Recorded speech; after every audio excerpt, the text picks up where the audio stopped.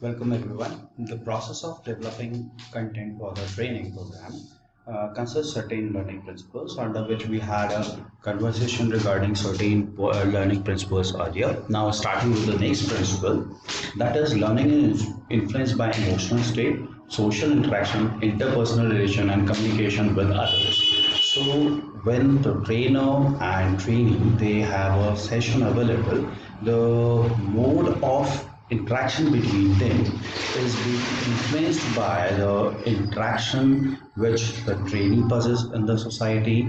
It considers the emotional state which an individual possesses and the interpersonal relationship, how the individual has got relationship with their colleagues, with their seniors, with the trainer. All these things are quite effective in context of training methods. Now, when we look forward for any training program to be conducted, they need to have understanding about what emotional state, social interaction, and interpersonal relationship is possessed by any individual. Accordingly, the similar kind of communication pattern can be utilized.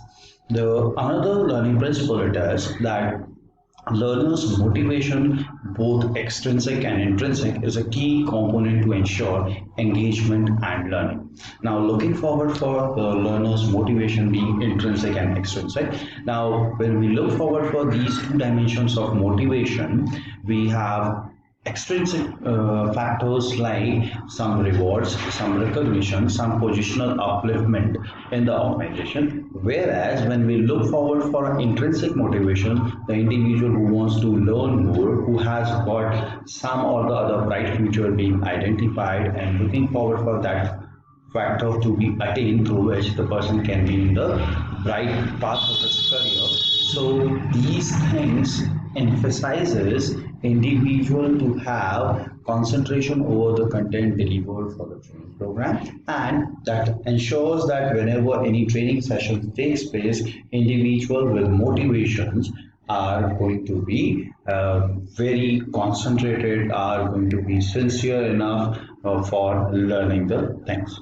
Now, when we look forward for the motivation is a kind of thrust, it's a kind of drive which forces individual to come up with certain kind of action. Now, moving ahead with the further in learning principles dimension, we have the learners efforts related to the learning which they are looking forward for. So when we look or we try to have individuals learning throughout the training program or from the training program, we must have engagement of all these people through different kind of practices so that their efforts towards learning, their we can say acceptance for the new challenges and their rigorous practices towards the things is carried out during the training program. So training program can be effective when it utilizes certain practical aspect where the individual gets time or chances to go for certain experimental kind of opportunities. Now, these things are going to provide every individual their efforts towards learning, their efforts towards getting new things and practicing on that. The another principle which takes into account that is the multiple opportunity over the time to practice and support with respect to all these particular practice to be attained. Now, when we are looking forward for this learning principle, the individual whosoever is getting any kind of training program must give an opportunity with respect to different time duration, with different time, so that they can practice it. If they occur any kind, if they comes up with any kind of error into it, the person must have support to improve it and can be provided with guidance how they can be better in context of their input. So all the things when any individual making efforts trying to build certain good outcomes from their learnings, so that person must be given due respect for their efforts and that must be encouraged for further practices. Now, moving ahead, the learners are the key personnel who actually gets input from the any training program. So, there are they getting the right set of information? Are they getting the right set of content through that program, through that training program? It's only possible to be analyzed when we receive certain kind of feedback from them, or we can say from the horse's mouth itself. So the trainees, those are taking the any kind of training session, need to provide certain feedback which will be responsible for next program to be evolved with more of content which will be accepted by the trainees and more acceptance, more learning will occur in that training program. Last thing which is being available with respect to your learning principle, that is learners reflect, monitor and adjust their thinking and reasoning to achieve learning goals. So when we look forward for like simple example we have in context of administrative principle, that if we have to achieve organizational goals, we need to subordinate individuals' goals with the organization goals. Similarly, when we have to make any individual person to learn, we must have a capacity through our program that the person is capable of identifying whatever that person wants to learn as a part for their success should be recognized by them and should be delivered by the training session with that individual. So there must have what coordination between what the trainer is looking forward as an objective to be achieved and what the learner is trying to receive from the any kind of learning program. Now, there comes another learning principle which is of very importance, which emphasizes over that learning is taking place through multiple time of practice and learning happens when the individual is able to make all the inputs as a habit of his or her practices or his or her actions. Now, when we look forward for this to take place, what we come across with, we come across with the principle of reinforcement or reinforcement learning principle. Now, what thing is there in reinforcement? As the word says, reinforce. यानी किसी भी चीज को we are forcing once again. So, in this particular case, when we look forward for the things being presented, things being given to an individual multiple time, exposed multiple time, so that the retention of information being available. Now, retention, a simple example can be available that an advertisement related to one or the other product being presented in front of individuals multiple times, and on the basis of that the person is capable of remembering whatever being exposed to them, whatever information being shared to them. Now, reinforcement learning consists two type of reinforcement learning. One is going to be a positive reinforcement, second is going to be a negative reinforcement. Now, when we look forward for a positive or a negative reinforcement kind of aspect, let's take an example. The positive reinforcement example. Now, if we've been projected with certain kind of personality trait, with certain kind of technical efficiency again and again, which is responsible for success in their life or individual's life, the person will what will try to go or will try to follow similar kind of characteristics, similar kind of technical skills, so that he or she can be successful in their life.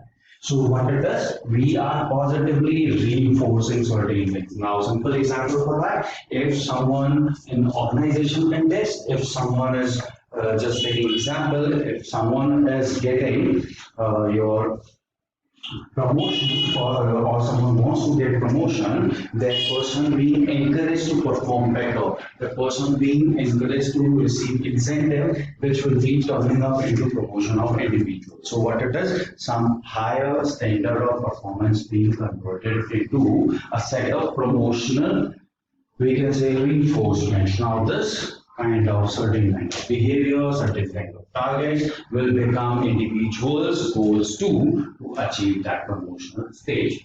The another thing is negative reinforcement. Now, in organization context, that can be considered as punishment. So, the people or employees being provided with certain kind of instructions to be adhere or not to be adhere, or we can say something to be done by them and something not to do. So do's and don'ts conditions are available. So this is code of conduct. Now, when don'ts are available, along with these don'ts, the person being provided back with the direction, if they commit any kind of error, if they anyhow go for don'ts, then they will be punished for that. So it is a kind of negative reinforcement which is stopping any individual to come up with such kind of actions. Like simple example, most of the time we see the advertisement related to helmet where it is being shown that if you are not wearing helmet, you will be meeting some other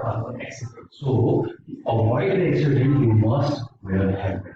Similarly, to avoid the punishment, one must perform the standard performance, and again with that, if they are performing more than the standards, they will be getting promoted in their life. So reinforcement learning can be explained that it allows machines and software agent to automatically determine the ideal behavior within a specific context in order to maximize its performance. It is employed by various softwares and machines to find the best possible behavior or path it should take in a specific situation. So now reinforcement learning, sometimes like simple example, we've been projected with certain kind of images, certain kind of videos, certain kind of thought again and again by superiors, seniors, subordinates, so that individual take those paths to attain such type of achievements. So all these are related to learning principles. Now,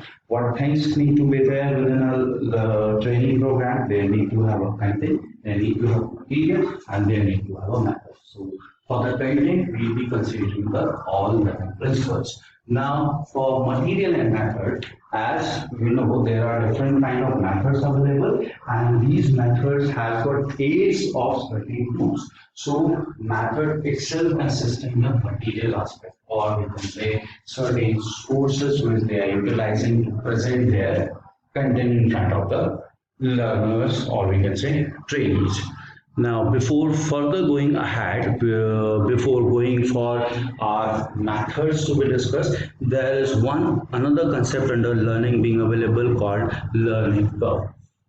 So learning curve explains how an individual's learning takes place with the passage of time, how that individual learns. So it has been coming up with the graph presentation in front of you. Now when we look forward for, there are certain peaks being available mentioned as spurs, there are certain flags being available mentioned as plateaus, and there are certain other tips being available mentioned as your organization of learning, disorganization of learning, and fatigue. Now, just discussing about how this particular learning curve takes place, an individual with the starting of time when that person doesn't know anything about the matter has got motivation, intrinsic, extrinsic to excel in their life. So they have got what with the passage of time they have initial learning and they learn certain things, basic information about the matter for which they want to excel. Now, when they learn basic things, when they identify certain inputs which are responsible or which are enough to perform the normal responsibility, the person's learning gets declines within the organization. So from the initial scores, we have a decline in that. Now, when that decline takes place, means the person identifies that he has enough information, knowledge for performing the responsibility. But with the passage of time, different situations occurs, and that for those different situations, the person has to get prepared again and again. So the plateau comes up with the situation where the individual is not finding any changes in the working scenario, so that person's current information, current set of learning is enough for performing the things. But with the changes in time, with the different span the person has spent in the organization, the person learns different ways. Like simple example is Kaizen. So the person learns different ways to perform the similar kind of things. In that regard, the person's learning starts. So he has whatever set of information he has got. Now he has started organizing that set of information to a meaningful things. So similarly, we move ahead where there is again spurs are available and plateaus are available. So when that person learn to a stage of learning enough items, then the person comes up with all these organizing and disorganizing the things.